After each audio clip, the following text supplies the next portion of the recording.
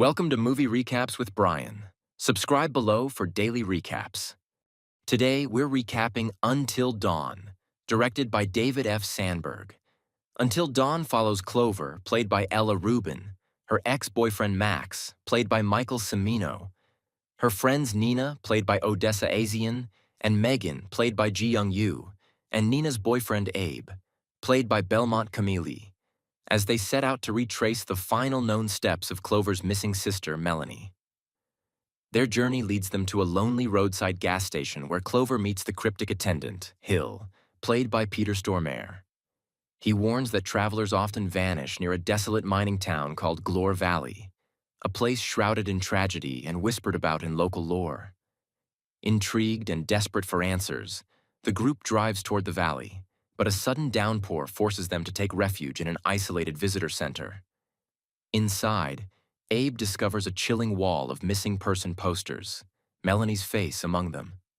Nina casually signs the guest book, unaware that her name will take on eerie significance later. While exploring, they stumble on a hidden stairwell leading to a strange, older structure beneath the building, almost like another house buried underground. Tension mounts as Abe investigates noises in the poster room, only to be attacked and killed by a masked assailant. Nina follows the sound of his struggle and is murdered in turn. Max catches a glimpse of the killer and flees into the basement, where his attempted counterattack ends in his own death.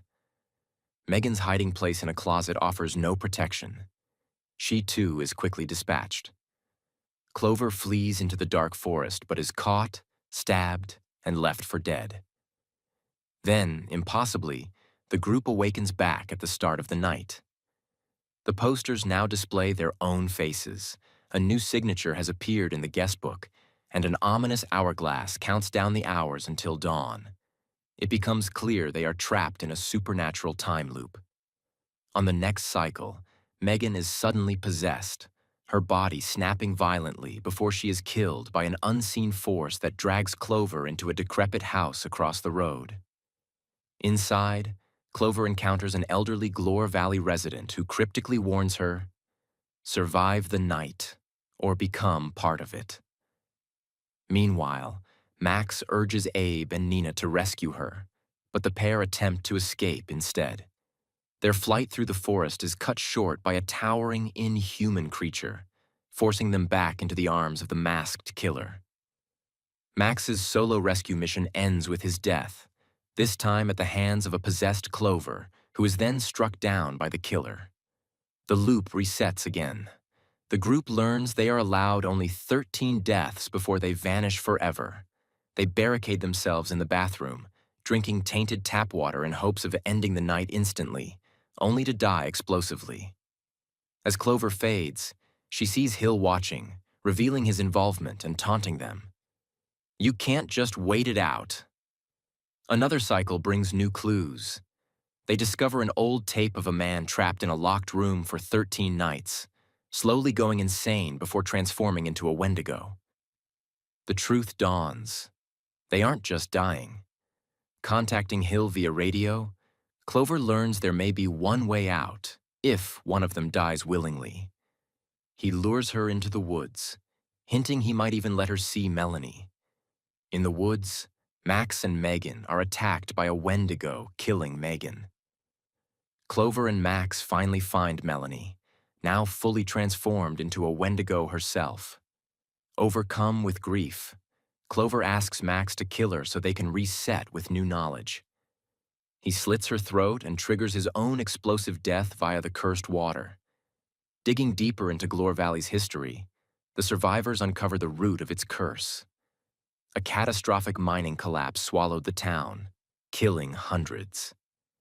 Hill had been brought in as a therapist to help the traumatized survivors. Hill reveals that every monster they have faced, the killer, the creatures, are physical manifestations of Clover's own depression and fears. With nights running out, the group endures more cycles of gruesome deaths, attacked by masked killers, monstrous creatures, and the supernatural horrors of their own minds. A flashback reveals a rift between Clover and Melanie after their mother's death, deepening Clover's determination to save her. On the final, 13th night, the survivors' bodies begin to show signs of Wendigo transformation. The group arms themselves and ventures in, battling through packs of Wendigos.